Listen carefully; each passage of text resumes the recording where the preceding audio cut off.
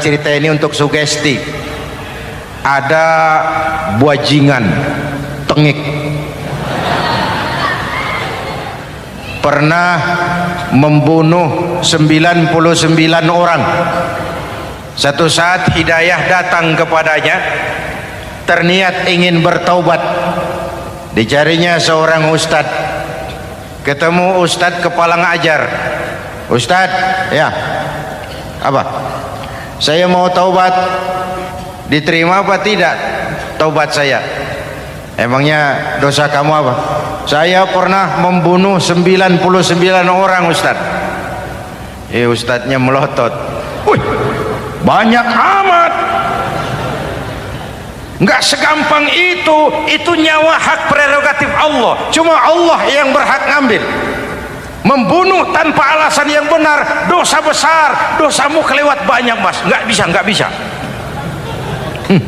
Dia ponis lebih dulu kayak surga milik bapak moyangnya. Ini preman kita pikir ini ustadz saya niat baik-baik kok ngomongnya nggak enak. Daripada 99 tanggung, saya lempengin aja nih urusan.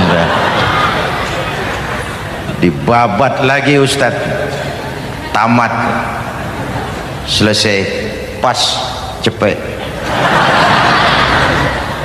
Niat taubatnya masih terus, dia mengembara sampai ketemu seorang ustadz yang bijak. Waalaikumsalam ustadz. Assalam. Ada apa? Ustadz, saya mau taubat, diterima apa enggak sih? Oh, sebelum mentari terbit dari sebelah barat, sebelum nafasmu sampai di tenggorokan, Allah akan menerima taubatmu.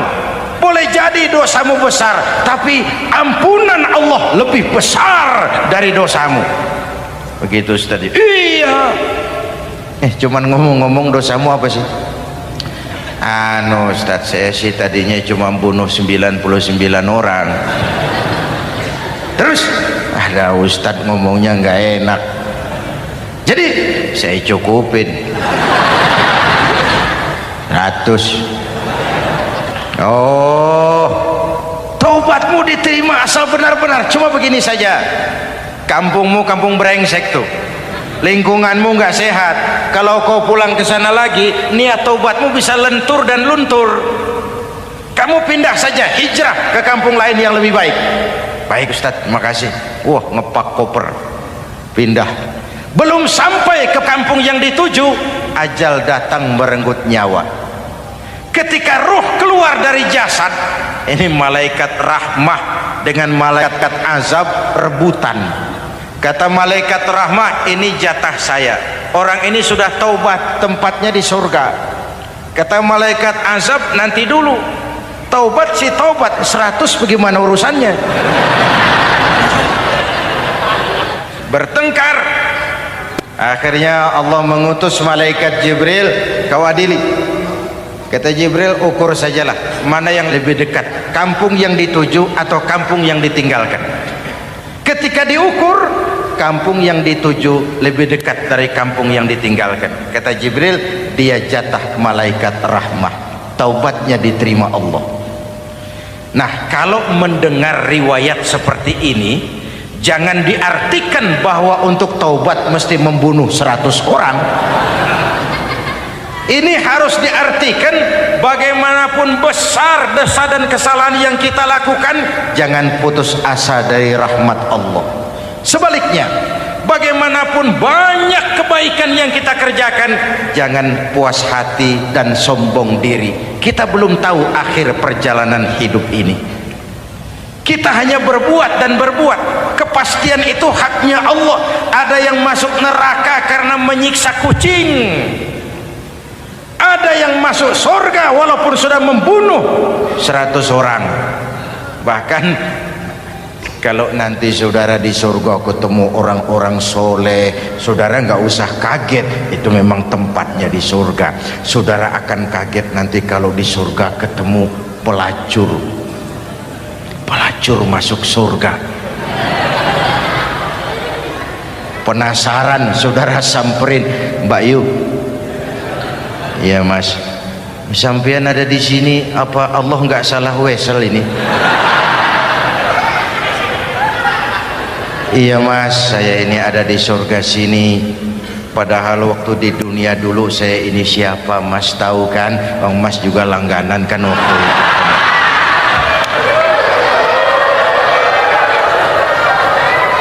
Tapi terus terang saja mas, waktu di dunia itu saya terpaksa betul.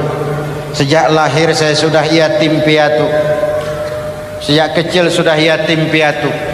Ada tetangga saya muslim sedikit kaya, tapi pelitnya 17 setan. Akhirnya demi tuntutan perut saya merantau ke kota besar.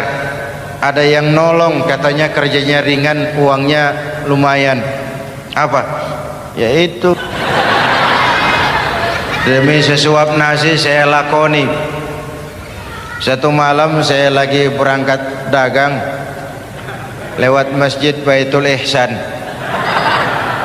ada ceramah. Saya dengar dari jauh ustadznya pidato, katanya Allah berpesan, lau amiltumul khataya hatta mala'atis sama thumma nadimtum fataballahu alaikum.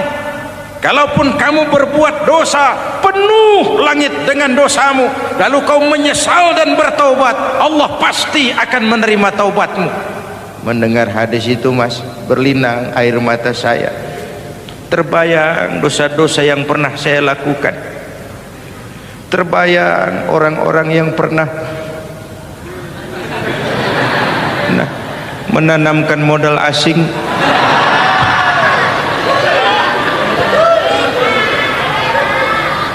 Dikala itu hidayah datang, saya niat taubat pulang kampung mas, mudik. Lagi ngepak koper mau mudik, tamu datang, saya bilang mulai malam ini saya berhenti dagang. Taubat saya sebenar-benarnya, taubat saya diterima Allah, walaupun mampir dulu, transit dulu di tempat lain. Akhirnya orang baik bukan orang yang tidak pernah salah, karena tidak ada orang yang tidak pernah salah. Orang baik kalau dia berbuat salah, dia segera sadar, dijadikannya sebagai pelajaran untuk tidak diulanginya lagi di masa yang akan datang. Maka Nabi berpesan, tuba liman syaghalahu aibuhu an uyubin nas. Beruntung benar orang yang kekurangan dirinya menyebabkan dia sibuk sampai tidak sempat mencari-cari kekurangan orang lain. Tapi celaka benar orang yang terlalu sibuk mencari-cari kekurangan orang lain sampai lupa dengan kekurangan dirinya sendiri.